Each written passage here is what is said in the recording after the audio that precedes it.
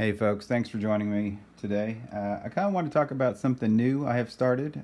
This is 6 millimeter and not something I have really any experience with.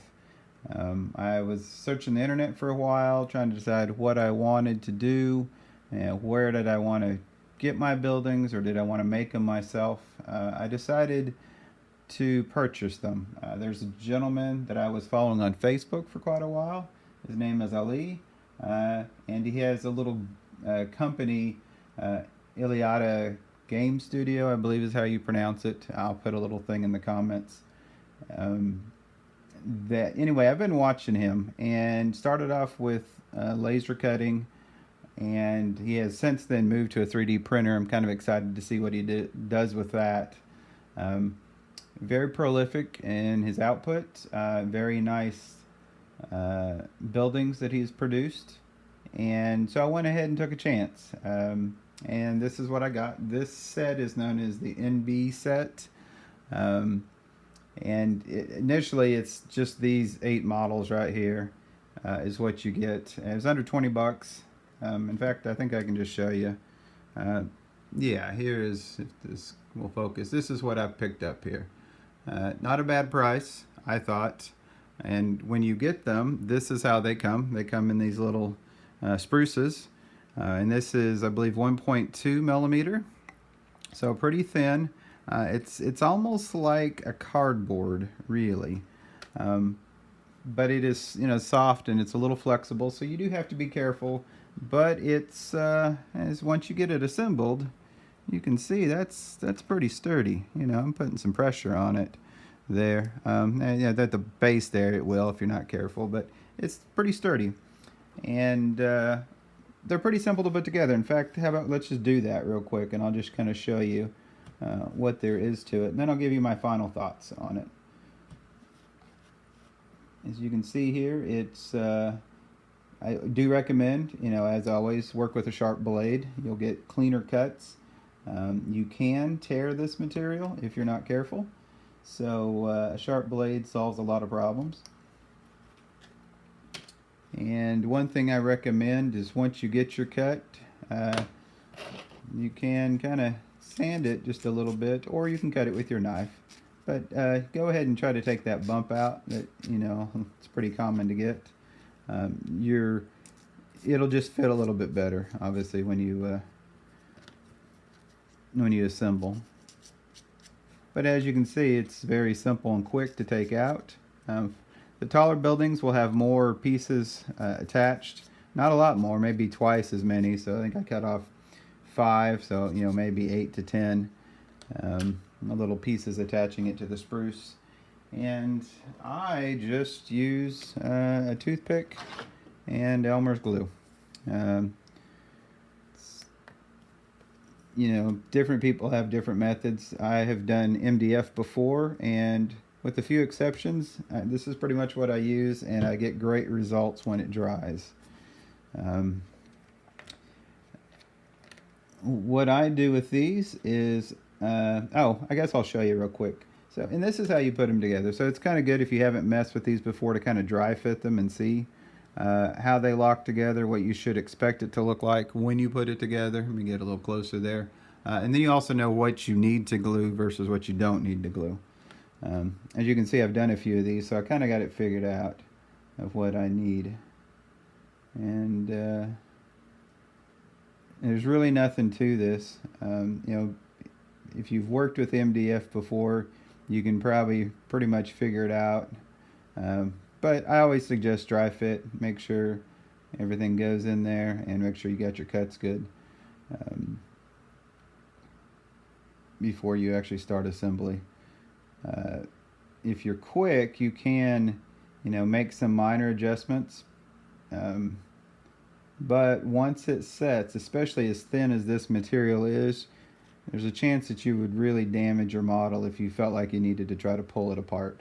Some of the thicker MDF kits that I've worked with, if I was careful, I could undo some boo-boos. But this, I have a feeling, just again because of how thin it is, you might have some problems. So but they're simple to put together, so don't be intimidated if you've never done this before.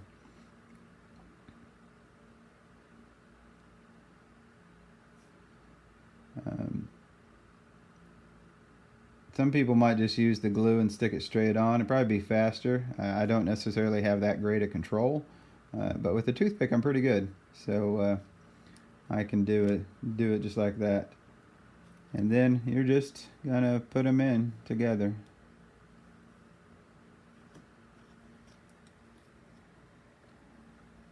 On some of the larger buildings, I would actually only glue one side and assemble this much, and then come back and do another piece and then put it in, just because the glue can dry pretty quick, and it's kind of warm right now this time of year, so I got a fan going so this dries. But these smaller pieces, I work quick enough that I can just do what I showed you and put them together. And so I'm going to look at it, I'm going to give it some squeeze, make sure that my seams are tight, but I'm not going to go too hard yet because I also want to go ahead and get this roof piece on. And so just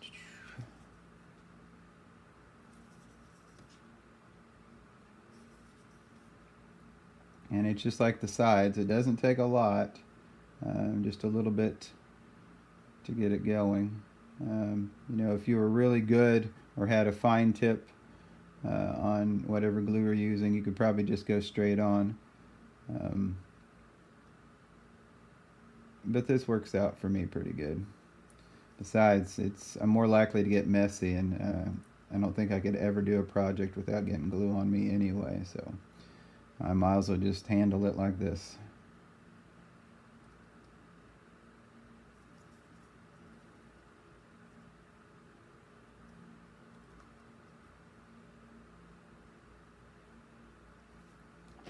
And then from here, you might have to do a little flexing.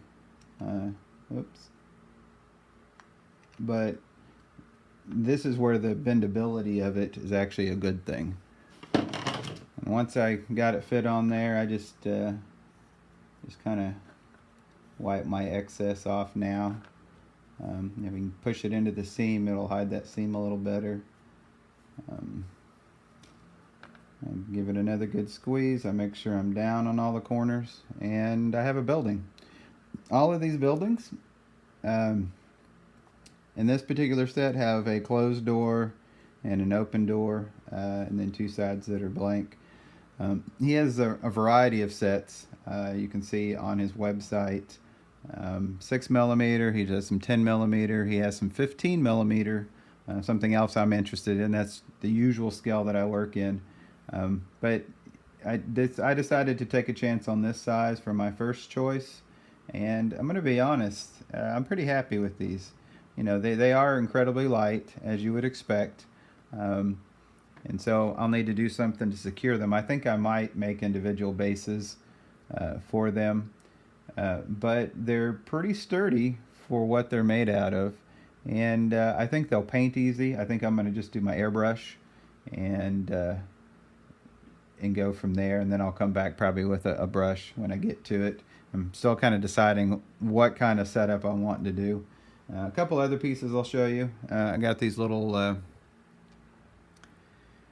towers, and this is also in his 6mm set. I kind of wanted them to be a little bigger, though to be honest, they look awesome. I really like the look of them, and so I'm not going to get too hung up on size, just because I think they look really, really cool. And then something else I thought was kind of neat is he has a list of little vehicles, little hover vehicles. You can buy them singly, or small sets, or you can buy a set. I bought the set. I don't quite remember what it cost, but compared to buying actual miniatures, it was insanely cheap. And this is just like those. In fact, this is the spruce this came on. Very flat. And yet when you're done, you get a pretty good three-dimensional feel. And he's done some pretty nice work with, doing all the little detail that, for an MDF model, not something I would normally go after. I totally dig these. I think these are pretty awesome. not quite the size I wanted compared to the miniatures I think I'm going to be using. In fact, you can kind of see them in the background. I might be playing with some ogre miniatures. But I am totally happy with this purchase. I totally want to get these assembled and painted up. They may not go on the front burner. I want to get the buildings done. But these are pretty sweet looking. I'm really, really happy. And I might just use them anyway. Again, I don't want to get too caught up on the scale. So thanks again. Like I said, I'll put the information about these in the comments. So if you're interested in looking at some of his stuff, which I wholeheartedly recommend. He's very approachable. I've had conversations with him over Facebook, along with the little community that he's got going. Really interesting person, really prolific. So I give this 2 thumbs up. Not that I ever rate things like that, but I'm really, really happy with these. So check them out. Thanks again.